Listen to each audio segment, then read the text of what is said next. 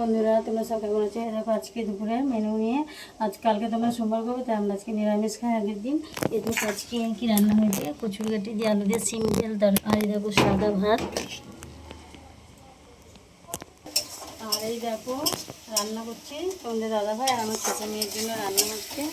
এই দেখো ডিমের ঝোল, ডিমের ঝোলটা রান্না করছে। দেখো ডিম, ওরা দুজনা খাবে, ওদের দুজনের জন্য ডিমের ঝোল আর পটল দিয়ে আলু দিয়ে ভাজা হবে। আজকে দুপুরে এইটুকুই মেনু। তোমাদের কেমন লাগলো? আজকের মতন এইটুকু, টাটা।